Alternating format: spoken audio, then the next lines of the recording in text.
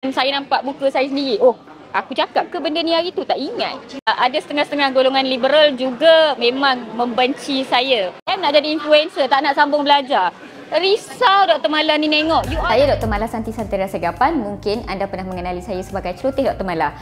Asal daripada Kuantan, Pahang. Okay. Hai. Hari ni tercalon. Okay. Tiba-tiba untuk satu majlis salon kreatif dia motivator yang famous lah sebenarnya kan. Saya kenal yang berpengaruh.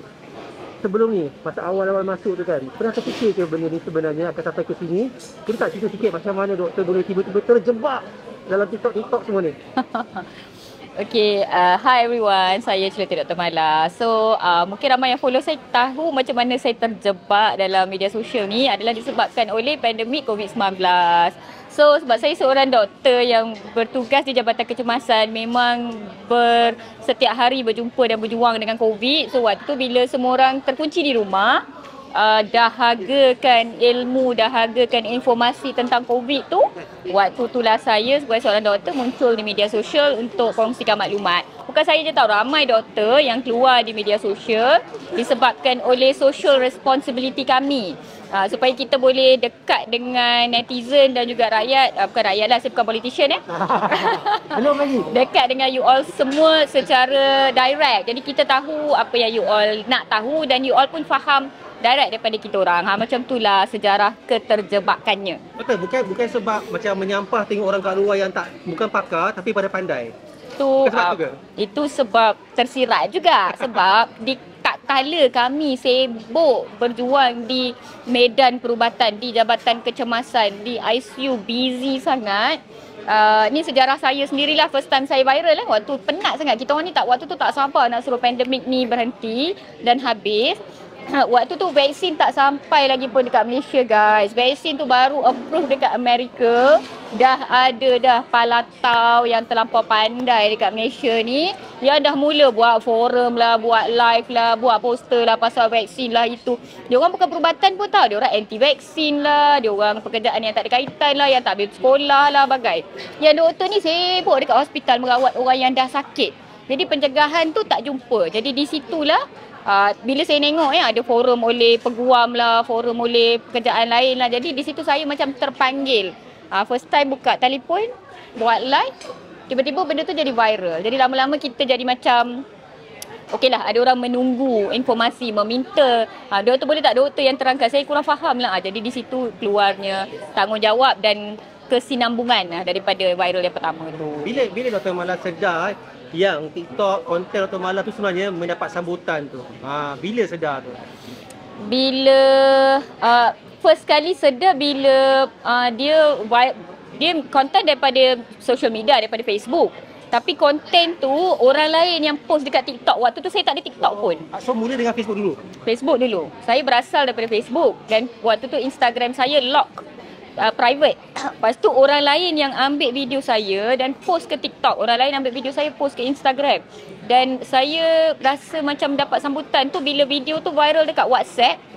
Dan orang forward balik kat saya. Forward balik dalam grup yang saya ada. Grup jiran, grup keluarga. Dan saya nampak muka saya sendiri. Oh, aku cakap ke benda ni hari tu? Tak ingat. Macam itulah lebih kurang. Jadi baru sedar. Oh, rupanya ada sambutan. Dan ramai datang ke hospital nak berjumpa dengan saya, telefon. Bila saya keluar, ramai yang kenal dan sebagainya. Di situ slowly saya sedar, oh, dapat sambutan rupanya. Macam tu. Okey, perubahan tu, bila daripada doktor biasa sebelum tu, bukan seorang yang orang kata selebriti lah. Sekarang ni kena influencer, selebriti juga. Bila dah tiba-tiba mendapat sambutan, bila keluar, siapa orang datang hospital nak cari semua kan, terasa macam mana masa tu? Terus terang cakap kan, awal-awal tu kita rasa insecure tau. I rasa takut pun ada. I rasa sebab salah satu pengalaman paling awal adalah I dekat Aeon waktu tu. I tengah cari baju. Lepas tu daripada jauh I nampak ada orang ambil gambar, ada orang ambil video macam letak phone.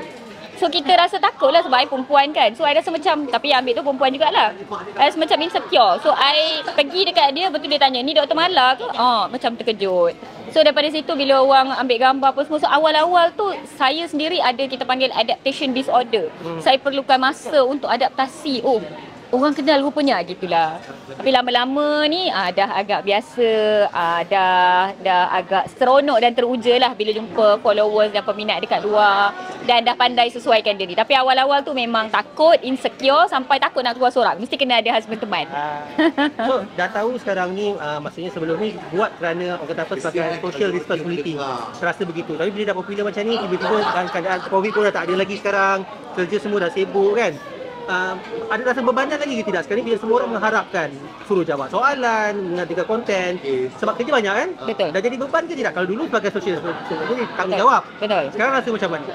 Sekarang saya masih rasa social responsibility sebab banyak lagi topik-topik kesihatan yang orang awam nak tahu dan perlu tahu di luar sana. Terutamanya saya punya minat adalah dalam pencegahan penyakit daripada rawatan penyakit. Macam saya cakap, kita ni sibuk rawat orang yang dah sakit dekat hospital, dekat klinik. Tapi yang belum sakit ni adalah siapa yang saya nak cuba target dekat media sosial ni. Yang muda, yang makan tak ingat dunia, termasuk saya dan sebagainya.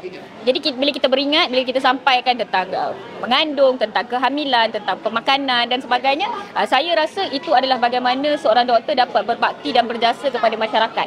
Pencegahan penyakit supaya kita dapat masyarakat yang lebih sihat. So I still feel and think it's social responsibility. Untuk rekod, orang yang tak tahu, doktor ni doktor mana? GP ke apa dia punya? Doktor perubatan di hospital swasta di Jabatan Kecemasan. Okey. Jadi swasta kan? Swasta. Bos, husband, family, Right. semua macam mana penerimaan dia orang? Adakah macam dia kata mengganggu kerja ke tidak? Husband kata okey ke tidak dapat limelight tiba-tiba kan? Okay. Husband sangat supportive daripada awal sampai sekarang. Husband adalah bos saya ataupun manager saya di Celoteh Dr. Mala Official. Dia yang menguruskan for example event, collaboration, semua husband yang tolong uruskan bersama-sama dengan manager saya. Bos di tempat kerja sangat supportive, tetapi saya juga menjaga etika pekerjaan. Contohnya ketika bekerja memang saya takkan buat konten. Sensitiviti pesakit, data peribadi pesakit semua memang saya tidak akan kongsikan di media sosial. Kalau patient ambil gambar dengan saya dekat hospital pun, patient boleh post, saya takkan post. Sebab itu adalah data peribadi sebenarnya. So saya faham dan katam company punya social media policy dan saya berpegang dengan polisi tersebut. Jadi bila kita jaga etika kita, bos, rakan sekerja, colleagues, human resource, memang semua orang sangat support. Daripada branch sampai ke HQ memang support. So doktor, Gempak Most Wanted, kita calon kan, motivator, top 5 ni, seluruh Malaysia punya ramai kan. Rasa macam mana pada ketika tu? Terus terang cakap, rasa macam layak ke aku ni? Motivator ke sebab saya biasanya buat konten, saya rasa lah saya tak up to standard content creator lain yang edit sangat-sangat, yang pakai makeup semua. Ada konten saya pakai baju tidur, pakai pijamas pun ada. Ada konten saya sebelum bawa kereta tu buat konten ala kadar je tersasul pun biasanya saya tak akan betulkan sebab bagi saya follower ataupun orang awam terima saya seadanya. Jadi saya tak nak terlampau perfect lah, orang katakan I am who I am. Jadi bila tercalon tu rasa macam kerdil sedikit lah. Sebenarnya kalau boleh macam tak nak datang kan. So macam manager marah, tak boleh. Demi followers, orang dah calonkan you, orang dah undi you, you punya hormat, you kena pergi juga. Which is saya pun setujulah. Saya pun terima demi followers, demi ibu bapa dan guru yang telah didik saya dan demi seluruh profesional perubatan. Sebab saya tengok dari kalangan Dr. Mala lah yang mewakili bagi saya, mewakili begitu banyak doktor yang berjuang di media sosial. So saya mewakili mereka untuk berada di sini. So saya rasa teruja, saya rasa kerdil, saya rasa masih banyak lagi yang saya nak buat untuk upkan standard saya kepada kategori dan juga award ini. Bila dah masuk mainstream ni, dah masuk Gempak, semua ni dah kiranya dah jadi macam influencer, dah jadi selebriti dan semua kan. Ada ke sebelum ni macam dalam online tu sendiri, macam grup-grup haters ke, yang likers ke, komen-komen mungkin yang pernah alami sendirilah? Belabak. Saya ni paling banyak haters di kalangan anti-vaksin sebab Dr. Mala dulu paling viral waktu vaksin COVID. Even dipanggil oleh TV macam bernama dan sebagainya berkaitan dengan vaksin. Jadi anti-vaksin memang membenci saya. Ada setengah-setengah golongan liberal juga memang membenci saya. Saya okey je, saya biasa je. Apa regular diorang? Apa diorang punya kutukan? Sembang kari. Alah doktor ni, doktor lain busy dekat hospital. You free sangat ke buat konten? Lepas tu apa lagi You pakar ke dalam bidang vaksin, kenapa pula you yang nak komen? Dan macam-macam lagi lah, ejen Yahudi, ejen Amerika, ejen Pfizer, ejen macam-macam lah. Okay. So tu adalah komen-komen biasa, dan biasalah ya bila komen di media sosial datang, dia banyaknya daripada fake account. Jadi banyak jugalah komen berupakan racist, warna kulit, keturunan dan sebagainya. Jadi terasa tak bila tiba-tiba sebelum ni dunia aman. Tiba-tiba komen-komen masuk, dan komen-komen pula berbau-bau macam ada yang marah, ada yang kauman semuanya tu kan. Macam mana perasaan tu? Biasanya kalau saya terbaca tu memang boleh koyak lah. Bila terbaca tu memang boleh rasa down, memang boleh rasa dia kalau daripada fake account tu kita tak rasa sangat tau. Bila account tu orang yang betul, kita boleh pergi tengok kat profile dia ni nama sekian-sekian, duduk kat sekian-sekian, kerja kat sekian-sekian, macam dia manusia yang wujud lah. Jadi kita boleh terasa lah sikit. Bila tengok mutual friend, alah dia ni kawan kepada dia ni abang ipar kepada dia ni. Jadi kita memang terus terang memang saya terasa jugalah. Tapi saya ada support system yang sangat kuat. Dari segi keluarga, dari segi kawan-kawan, dari segi rakan sekerja dan sebagainya, saya ada support system yang sangat kuat. Jadi every time saya down, saya akan open up. Saya tak pendam. So saya macam contohnya dalam WhatsApp group ni, korang tengoklah ni korang, dia orang kutuk I cini. Lepas tu kita orang pun balas kutuk secara berjemaah dalam WhatsApp group tu. Jadi kita pun rasa sedap sikit lah. Sometimes I call my mom, I cakap ma cini kan.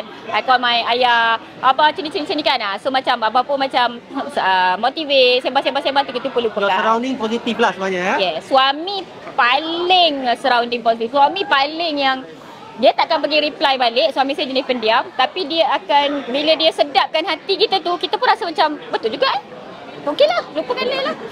Malah pun tak reply lah, bila baca je lah sebenarnya. Saya takkan reply, saya takkan block. Saya hanya block apabila mereka mencarut, menggunakan perkataan kasar ataupun memberikan konten seksual ataupun nudity, yes saya block. Selain daripada tu, kalau dia nak kutuk-kutuk saya, nak happy-happy, saya biarkan sahaja. Sebab saya rasa slowly kalau kita teruskan perkongsian ilmu secara positif, mungkin kalau kita tak block dia, dia baca, dia follow, mungkin terbuka pintu hati dia. So tak apalah dia nak kutuk saya, I'm okay. Betul. Soalan topik paling favourite daripada penonton-penonton yang membaca, yang menonton video tu, apa soalan topik favourite diorang? Tak payah soalan lah, topik tu cukup lah. COVID. Sampai sekarang COVID dengan vaksin. Doktor macam semalam pun ada orang mesej dalam inbox, doktor husband saya baru disahkan COVID, dah kali ketiga dah, apa patut saya buat sekarang doktor? So kalau COVID tu dia orang mesti teringat Dr. Mala. Kalau vaksin tu dia orang mesti teringat Dr. Mala. Even TV ke media ke pun, kalau dia orang nak buat program tentang COVID tu mesti contact Dr. you free tak? Kita orang ada program tomorrow. Jadi beli muka duta COVID dah sekarang ni. I cuba nak lari daripada tagline tu. I sebenarnya dalam 2 bulan I senyap tau. I lari nak suruh orang lupakan tagline COVID tu. But it's still favourite topic lah. Betul. Soalan yang paling lucu satu, ada pun yang paling tak senonoh ke, paling lucu daripada ni? Doktor dah kahwin ke? Doktor dah berpunya ke? Doktor, macam tu lah. So doktor, bila dah masuk dalam bidang katanya sekarang ni motivate dan influencer, apa doktor rasakan, harapan doktor sendiri dan juga mungkin kepada orang luar sana yang nak buat konten-konten juga tapi tak tahu topik apa idea yang ada. Adakah doktor kata cadang buat topik macam doktor ataupun buat apa yang anda suka? Memang satu. Okey, harapan saya menjadi content creator ataupun influencer perubatan adalah agar masyarakat lebih cakna tentang kesihatan. Jangan cari topik ataupun info kesihatan apabila sakit dah datang. Carilah ketika anda sihat supaya anda tak perlu pergi ke rumah sakit. Hopefully hospital dan klinik di negara kita ni makin lama makin sikit sesaknya dan lebih ramai yang sihat. Itu adalah harapan dan passion dan niat saya. Kepada content creator lain, kepada orang muda, kepada remaja di luar sana, kepada content creator dan influencer, saya punya request kepada anda semua, bila buat konten, tolonglah fikirkan tentang social responsibility. Fikirkan apa yang you nak remaja di luar sana, budak-budak di luar sana tengok dan faham. Kalau apa yang kita sampaikan ni akan kekal di media sosial untuk 10 tahun, 20 tahun, 30 tahun, cucu kita, anak kita semua akan tengok. Apa yang kita nak anak kita jadi, apa yang kita nak anak kita buat, itu yang kita kena sampaikan. Jadi saya minta lebih ramai profesional, peguam, cikgu, saintis, doktor gigi, doktor veteriner, farmasis, jururawat. Saya rasa lebih ramai jururawat kena keluar dan sampaikan informasi macam mana nak jaga orang sakit, macam mana nak buat, apa itu care. Sebab jururawat dengan doktor lain tau. Kita kena perkasakan jururawat. MA, ambulance driver pun keluarlah bagi tahu apa kesusahan you all, apa yang you all harapkan, apa lagi yang orang awam kena buat dan sebagainya. Lebih ramai profesional, architects. Dan saya rasa bila buat macam tu, kita akan dapat lahirkan generasi muda yang lebih profesional dan lebih berdaya saing daripada semua budak lepasan SPM nak jadi influencer, tak nak sambung belajar. Risau Dr. Mala ni nengok, you all nak jadi influencer boleh, pastikan ilmu kuat dekat dada. 10 tahun, 20 tahun, 30 tahun awak jadi influencer, tak ada siapa boleh gertak awak, tak ada siapa boleh goyangkan awak sebab ilmu dah kuat. So mesti kena ada ilmu, benda tu tak akan luput dek masa. Pegang ilmu, then you create whatever content you want. So sorry baby, sorry berceloteh, tapi dah lama saya nak sampaikan info ini. Yakni you boleh jadi influencer, tapi you kena ada ilmu yang kuat dulu dalam diri you. Dari segi agama ke, dari segi pilot, stewardess, you can. But make sure you have that knowledge first. Betul tu. Doktor, last ni soalan main-main lah Alright. Tapi nak jawapannya tau. Okay. Kalau disuruh, diminta untuk pilih satu sekarang ni. Okay. Pilihan. Okay. Content creator ke doktor? Sekarang nak kekal yang mana? Doktor. Doktor? Doktor. Belajar 6 tahun, bergolok gadai rumah mak ayah saya. Skill 13 tahun, cita-cita sejak umur 7 tahun. Saya takkan lepaskan. Doktor. Thank you Dr. Mala. Good luck untuk Gempak Most Wanted. Thank you. Tahu ada rezeki ya. Thank you so much. Thank you.